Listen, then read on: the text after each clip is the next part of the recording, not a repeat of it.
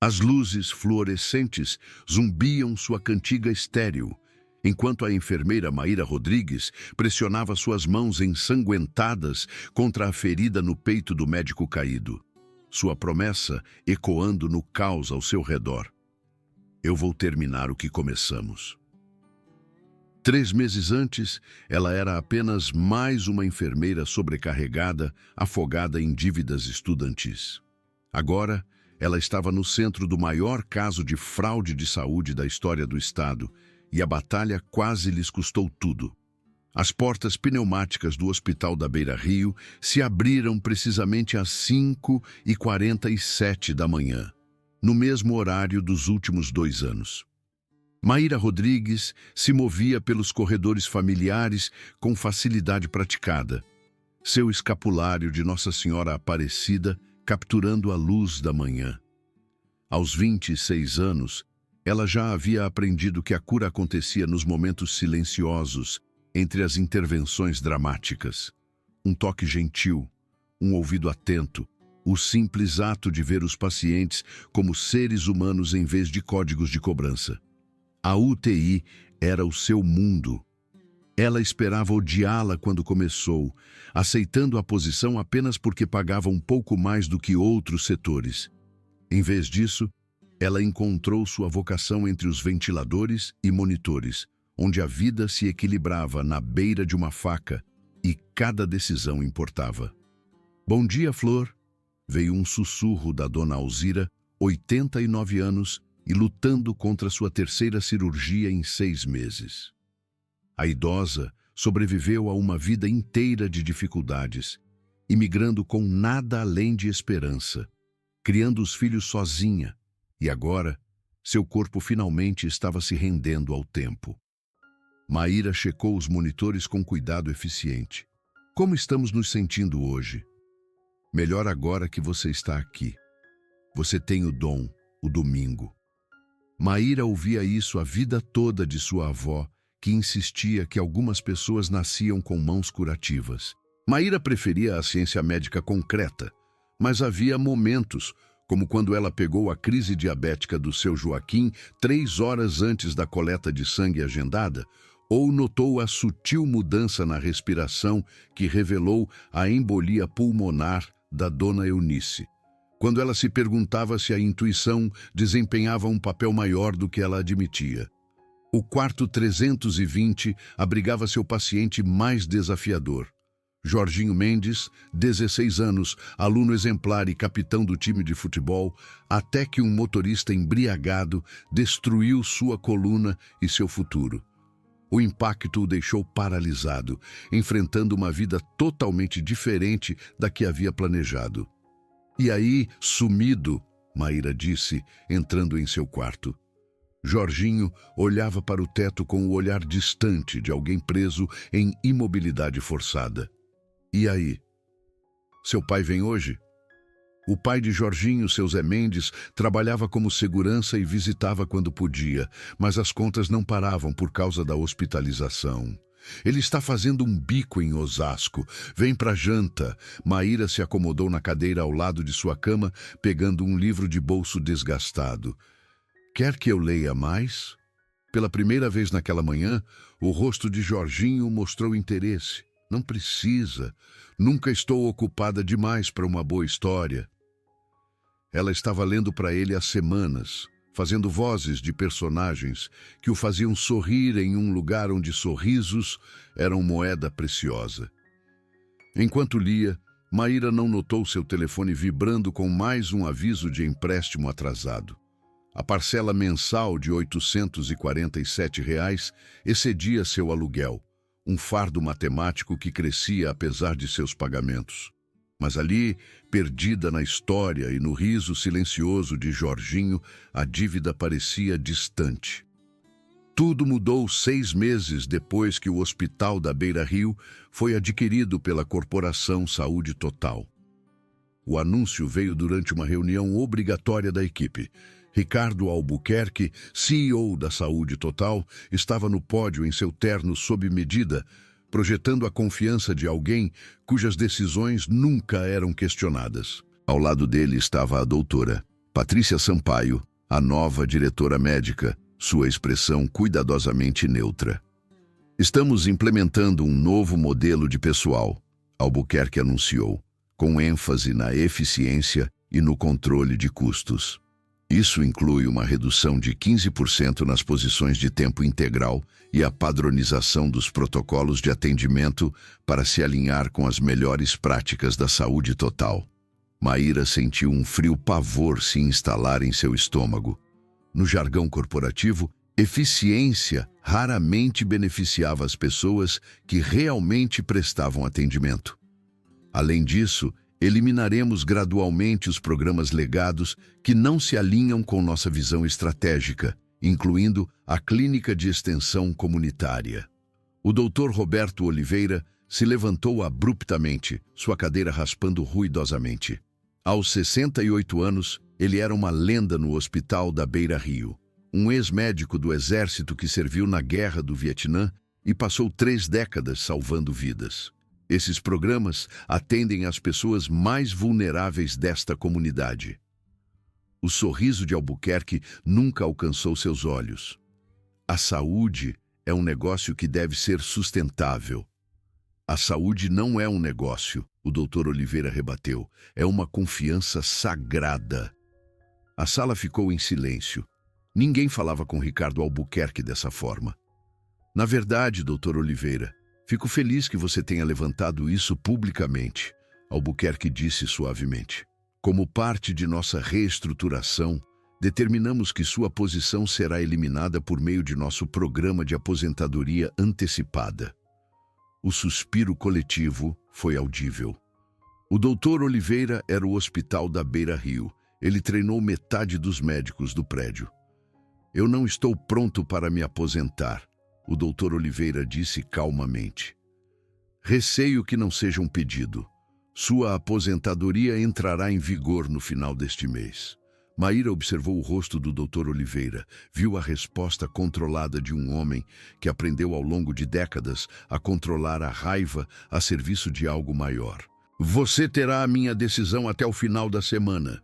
Então ele saiu, costas retas, passada decidida, um soldado recuando em boa ordem em vez de se render. As mudanças vieram rapidamente. A carga de pacientes de Maíra aumentou de 6 para 8, esticando-a perigosamente. O monitoramento cuidadoso, o tempo gasto explicando os procedimentos para famílias assustadas, tudo sacrificado no altar da eficiência. Mas foram as mudanças que ela não podia ver que mais a preocupavam. Exames desnecessários, medicações questionáveis, pressão sutil para mover os pacientes pelo sistema mais rapidamente, independentemente de sua condição. 3 semanas após o anúncio, Maíra notou algo alarmante. Jorginho Mendes havia sido prescrito esteroides em altas doses sem nenhuma condição inflamatória documentada. A médica que prescreveu foi a doutora Patrícia Sampaio. Maíra encontrou o Dr. Oliveira na capela do hospital, um dos poucos lugares onde as conversas privadas permaneciam privadas. Você não deveria estar aqui, ela disse. Se Albuquerque descobrir que você está acessando registros, então ele terá que explicar por que um jovem de 16 anos com uma lesão na medula espinhal está recebendo doses imunossupressoras de prednisona. O Dr. Oliveira interrompeu. Ou por que uma mulher de 89 anos com doença renal está sendo preparada para um procedimento que pode levá-la à falência renal completa. Maíra mostrou a ele suas próprias anotações, páginas de documentação que ela estava reunindo. Eu vi o mesmo padrão. Intervenções agressivas, medicações questionáveis, tudo gerando o máximo de reembolso. A expressão do Dr. Oliveira escureceu. Já está acontecendo. A lenta corrupção do atendimento, um exame desnecessário de cada vez. O que podemos fazer? Documente tudo. Construa um caso que eles não possam ignorar. Então, levamos isso ao Conselho Médico Estadual.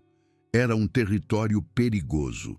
Denunciantes raramente saíam ilesos. Mas Maíra pensou em Jorginho, na dona Alzira, em todos os pacientes que mereciam algo melhor. Eu vou ajudar, ela disse. O doutor Oliveira estudou seu rosto. Não será fácil. Eles virão atrás de sua licença, sua reputação. Qual é a alternativa? Vê-los desmantelar tudo o que faz este lugar valer a pena trabalhar? A crise acelerou 2 semanas depois, quando Jorginho sofreu uma aparente reação anafilática. Maíra estava revisando os registros quando o código azul soou. Ela correu para o quarto dele para encontrar a doutora, Sampaio, dirigindo os esforços de reanimação. O que aconteceu? Maíra exigiu. Aparente reação anafilática, a doutora. Sampaio respondeu sem olhar para cima. O doutor Oliveira apareceu de repente, sua presença não autorizada chocando a todos.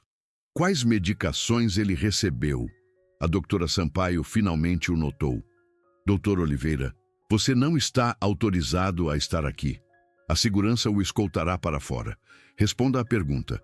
Qual foi a indicação para a anfotericina em um paciente traumatizado de 16 anos sem nenhuma infecção fúngica documentada?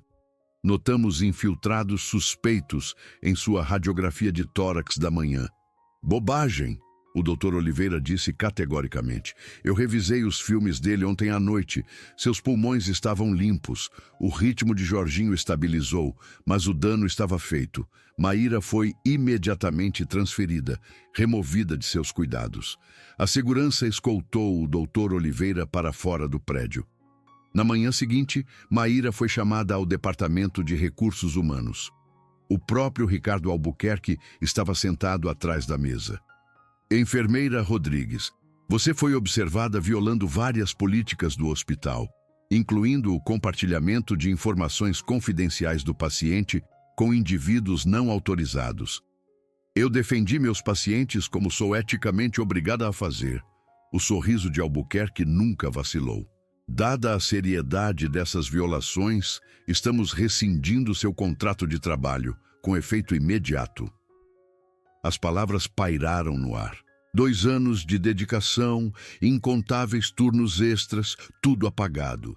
Sua licença de enfermagem estava agora sob investigação. Sua situação financeira, já precária, tornou-se catastrófica. Mas quando Maíra foi escoltada para fora do prédio, ela não pensou em sua própria situação, mas em Jorginho, na dona Alzira, em todos os pacientes ainda sob os cuidados da saúde total. Ela pegou seu telefone e ligou para o doutor Oliveira. Eles me demitiram. Eu sei. Seu Zé Mendes acabou de ligar. Ele tirou Jorginho contra o conselho médico. Eles estão transferindo-o para o Hospital das Clínicas. Qual é o nosso próximo passo? Encontre-me no bar do Zé. 1 hora. E Maíra, isso sempre ia piorar antes de melhorar. No bar, o doutor Oliveira não estava sozinho. Seu Zé Mendes estava sentado em frente a ele, seu rosto marcado definido em linhas de fúria mal contida. Ao lado deles estava um terceiro homem que Maíra não reconheceu. Maíra, este é o Carlos Rocha, ex-especialista em crimes financeiros do FBI, atual contador forense. Rocha ofereceu sua mão. Roberto me contou sobre sua situação. Coragem moral impressionante. Não é impressionante o suficiente para manter meu emprego. Empregos vêm e vão, seu Zé disse bruscamente. Integridade é para sempre. Eles quase mataram meu filho hoje. No que me diz respeito, você é uma heroína. O que você documentou estabelece um padrão, Rocha explicou. O que precisamos agora é de conexão financeira. Prova de que essas decisões são motivadas pelo lucro. Precisamos de um denunciante, o doutor Oliveira disse. Alguém de dentro com acesso a registros de cobrança, comunicações executivas. Maíra pensou na equipe que conhecia. A maioria estava aterrorizada em se tornar a próxima a ser demitida. Então, uma ideia se formou. A Ana Paula, lá do RH. Ela parecia desconfortável durante minha demissão, como se soubesse que algo não estava certo. No dia seguinte, Maíra se encontrou com Ana Paula em uma cafeteria tranquila. A diretora de recursos humanos chegou precisamente na hora, sua expressão cautelosa. Quais são exatamente suas preocupações? Ana Paula perguntou depois de pedir café. Maíra deslizou uma pasta fina pela mesa. Eu acredito que a Saúde Total priorizou sistematicamente o lucro sobre o bem-estar do paciente. Ana Paula examinou o conteúdo, sua máscara profissional escorregando ligeiramente. Mesmo que essas preocupações clínicas sejam válidas, o que a faz acreditar que elas são financeiramente motivadas? O padrão é muito consistente e tudo acelerou após a aquisição. Ana Paula estudou Maíra por um longo momento.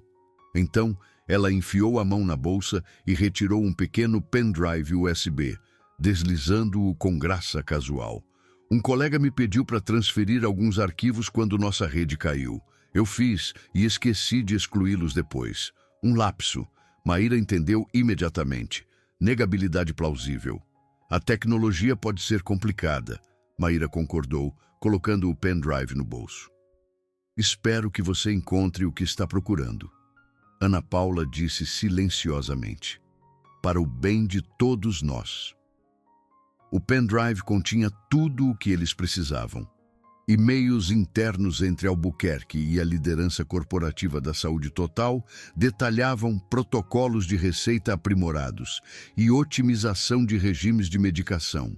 Detalhamentos de quais procedimentos geravam as maiores taxas de reembolso. Cotas para médicos.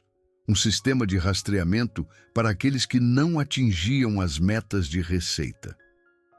Há uma seção inteira sobre o gerenciamento de potencial exposição legal, Rocha disse, examinando os arquivos. Eles sabiam que essas práticas eram questionáveis.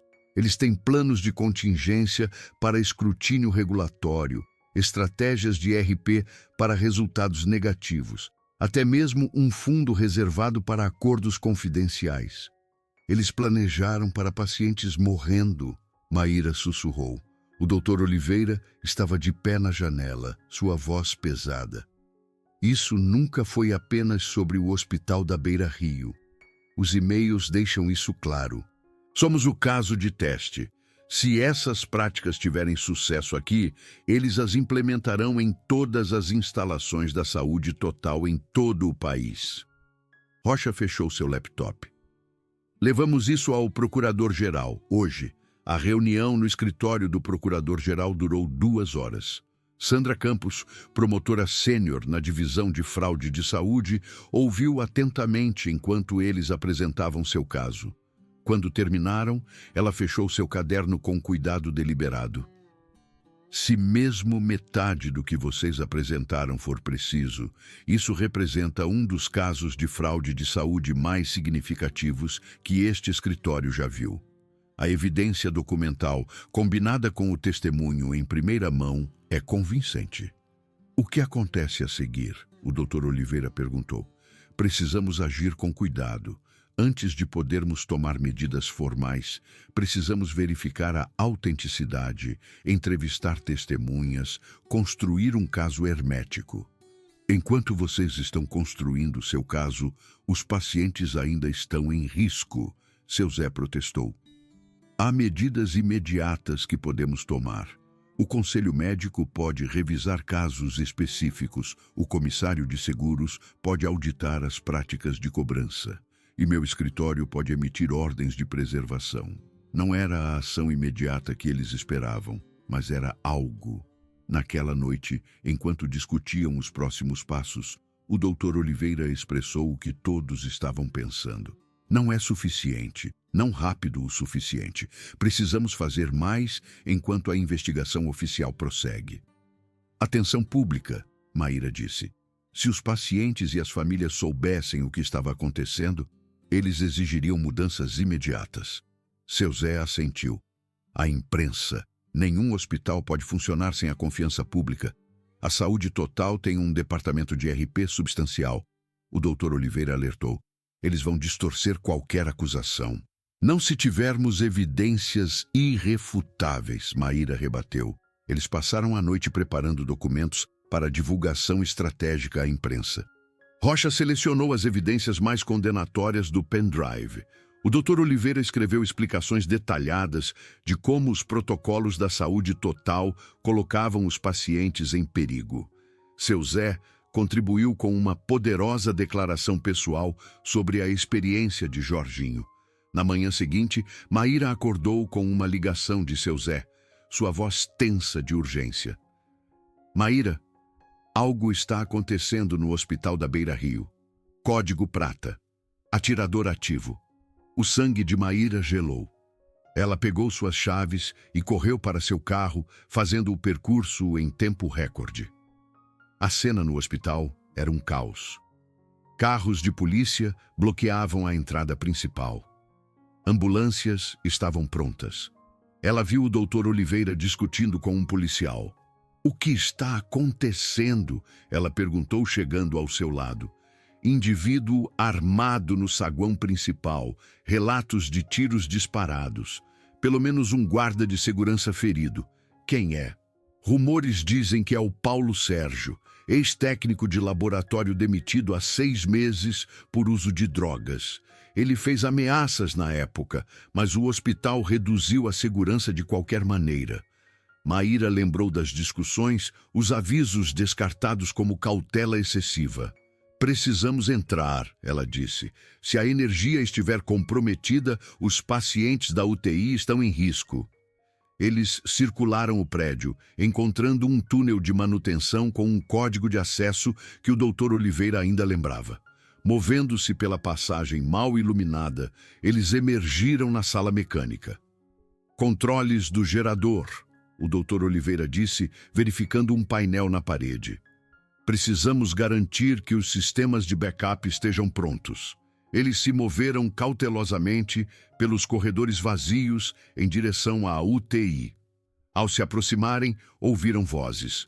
Funcionários debatendo se deveriam verificar os controles do gerador ou seguir o protocolo de bloqueio. O Dr. Oliveira abriu a porta da escada. 3 figuras se viraram assustadas. Dr. William, doutora, Sampaio e uma jovem enfermeira. "Oliveira!" Sampaio se recuperou primeiro, a raiva substituindo a surpresa. "O que você está fazendo aqui? Você está invadindo. Ouvimos sobre a situação, viemos ajudar com pacientes críticos. Você vai chamar a segurança imediatamente." "Boa sorte com isso", Maíra disse. "A segurança está lidando com um indivíduo armado. Acho que eles têm prioridades maiores." O Dr. William deu um passo à frente, o alívio evidente. "Graças a Deus vocês estão aqui. Temos debatido os controles do gerador. O protocolo diz para ficarmos trancados, mas se a energia falhar, pacientes morrem." O Dr. Oliveira terminou. "Que se dane o protocolo." Antes que Sampaio pudesse responder, um estalo agudo ecoou pelos corredores. Tiros mais perto do que antes. "Eu vou verificar os controles do gerador", o Dr. Oliveira disse. "Maíra, vá para a UTI. Eu vou com você." Eles se moveram cautelosamente para o corredor principal. O painel do gerador estava a 30 metros de distância. Ao se aproximarem, passos pesados ecoaram da extremidade do corredor. Um homem caminhava lentamente em direção a eles, um rifle segurado casualmente ao seu lado. Paulo Sérgio, ex-técnico de laboratório, agora armado e perigoso. "Ali", o Dr. Oliveira sussurrou, apontando para um armário de suprimentos. Eles escorregaram para dentro assim que Paulo Sérgio virou a esquina. Através de uma fenda na porta, eles o observaram parar na entrada da UTI, levantando seu rifle em direção aos pacientes visíveis lá dentro. Maíra entendeu com perfeita clareza o que ela tinha que fazer. Sem tempo para debate ou consideração de consequências, ela saiu do armário, posicionando-se entre Paulo Sérgio e as portas da UTI. "Paulo", ela disse firmemente, "abaixe a arma." Paulo Sérgio se virou surpreso. O reconhecimento surgiu. "A enfermeira da UTI. Você foi demitida como eu. Eu voltei porque as pessoas precisam de ajuda, assim como você precisa de ajuda. Este não é o caminho." Eles destruíram minha vida, me demitiram por usar uma vez. Garantiram que eu não pudesse trabalhar em nenhum outro lugar. Maíra deu um pequeno passo à frente. Isso está errado, mas essas pessoas na UTI não tomaram essa decisão. São pacientes que precisam de cuidados. Albuquerque tomou a decisão. Sampaio apoiou. Eles estão se escondendo em algum lugar. Então este não é o lugar para procurar. Maíra deu outro passo à frente, totalmente exposta agora. Deixe esses pacientes em paz. Por um momento pareceu funcionar. A expressão de Paulo Sérgio suavizou, o rifle abaixando ligeiramente. Mas então, um ruído de dentro da UTI redirecionou sua atenção. Maíra entrou diretamente em sua linha de fogo. Se você quer atirar lá dentro, terá que atirar em mim primeiro. O tempo pareceu diminuir. Atrás dela, através do vidro reforçado, ela podia ver enfermeiras movendo pacientes para longe das portas. Saia da frente, Paulo Sérgio disse, sua voz tensa. Eu não quero machucar você. Eu não posso fazer isso. Estes são meus pacientes, meus colegas. Movimento repentino na extremidade do corredor quebrou o equilíbrio. O Dr. Oliveira emergiu do armário de suprimentos, mãos levantadas. Paulo Sérgio, ele chamou, autoridade em sua voz. Este não é quem você é. Você era um membro valioso de nossa equipe. O que quer que eles tenham feito com você, isso não vai consertar. Paulo Sérgio virou o rifle em direção a esta nova ameaça. Dr. Oliveira, eles te demitiram também. Eles fizeram, mas esta não é a resposta. Essas pessoas atrás dessas portas, elas são inocentes. Elas estão apenas tentando sobreviver. O Dr. Oliveira se moveu lentamente pelo corredor enquanto falava, desviando a atenção de Paulo Sérgio da UTI, criando distância entre o atirador e os pacientes vulneráveis. Então, da ala administrativa, veio uma nova voz, aguda e autoritária. Solte a arma imediatamente. Um oficial de segurança havia entrado na extremidade do corredor, sua própria arma em punho. A súbita escalada quebrou o momento de potencial rendição. Paulo Sérgio levantou seu rifle. O oficial de segurança atirou. Paulo Sérgio revidou. O Dr. Oliveira se lançou para a frente. Então silêncio, quebrado apenas pelo suave baque de corpos caindo no chão. Maíra se moveu sem pensar, correndo em direção às figuras caídas. O oficial de segurança estava no chão, com um ferimento no ombro. Paulo Sérgio estava imóvel, e o Dr. Oliveira estava lutando por sua própria vida, sangue se acumulando sob ele de um ferimento que o atingiu no fogo cruzado. Maíra se ajoelhou ao lado dele, pressionando suas mãos contra a ferida no peito, sabendo mesmo enquanto fazia isso que poderia não ser suficiente. Maíra, o Dr. Oliveira sussurrou, sua voz fraca, mas firme. Vá para a UTI. Os pacientes precisam de você. Eles têm outras enfermeiras. Você precisa de mim agora. Sua mão encontrou a dela, o aperto surpreendentemente forte. Sempre a defensora. Sabia que você era especial desde o primeiro dia. A equipe médica o cercou, assumindo seus cuidados. Um oficial da SWAT guiou Maíra gentilmente para longe. As horas seguintes se passaram em um borrão.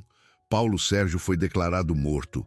O oficial de segurança estabilizado, e Roberto Oliveira foi levado às pressas para a cirurgia, sua condição crítica, mas estável. Maíra se viu em uma sala de espera, cercada por rostos familiares. Seu Zé Mendes havia chegado. Rocha estava fazendo ligações, coordenando com o escritório do procurador-geral. E Ana Paula tinha vindo, tendo ouvido a notícia.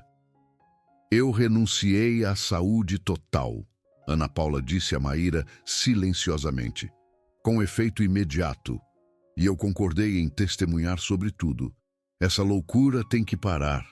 Um cirurgião apareceu, ainda com a roupa de cirurgia. O Dr. Oliveira saiu da cirurgia.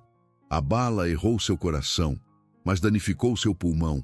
A recuperação será longa, mas sem complicações. Ele deve ter uma recuperação completa.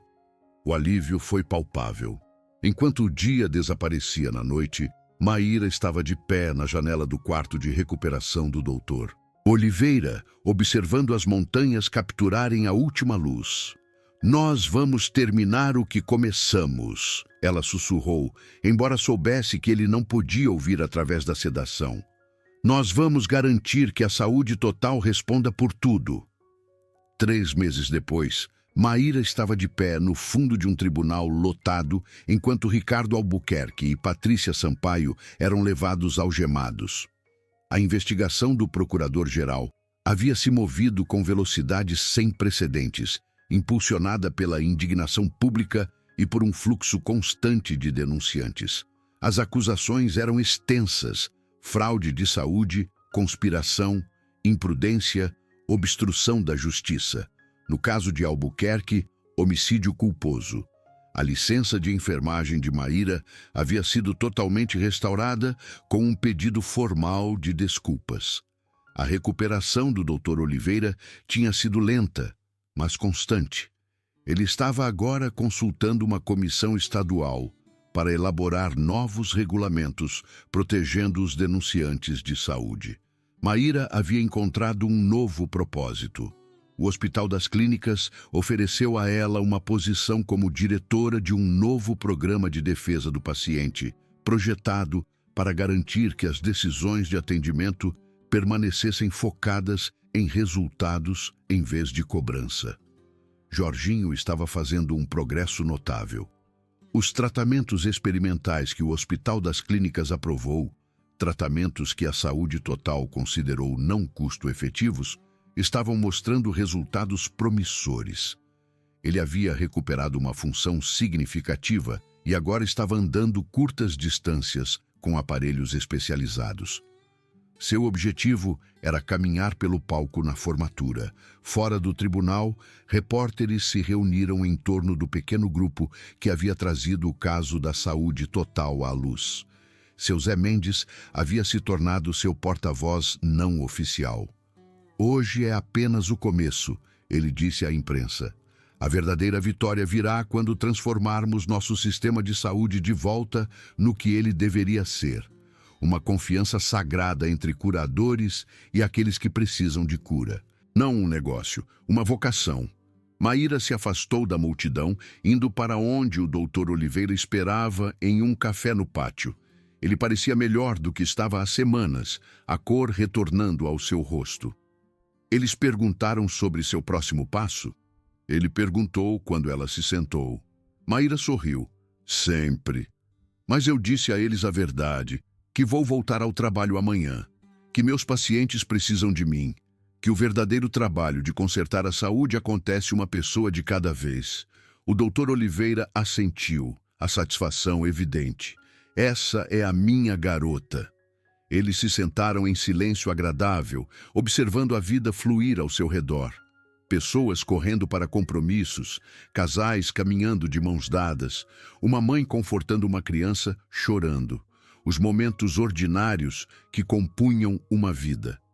"Sabe", o Dr. Oliveira disse finalmente, "quando eu estava na Coreia, eu tinha um oficial comandante que me disse algo que eu nunca esqueci. Ele disse que a medicina não é apenas sobre aplicar conhecimento científico. É sobre estar na lacuna entre o sofrimento e a cura. Permanecendo firme, não importa o quê." "Parece alguém que eu conheço", Maíra respondeu. Enquanto caminhavam de volta em direção à garagem, Maíra sentiu uma sensação de conclusão. A batalha não havia acabado. A mudança institucional nunca acontecia rápida ou facilmente. Mas algo havia mudado. Uma linha havia sido traçada, um padrão elevado. Maíra Rodrigues, que uma vez foi apenas uma enfermeira comum preocupada com empréstimos estudantis e pagamento de horas extras, havia encontrado sua verdadeira vocação: estar na lacuna, segurar a linha, proteger a confiança sagrada entre aqueles que curam e aqueles que precisam de cura. Lá fora, as montanhas permaneciam eternas contra o horizonte, testemunhas do triunfo e fracasso humano. Os ventos da mudança estavam soprando e, pela primeira vez em muito tempo, eles carregavam não o cheiro de lucro, mas de esperança.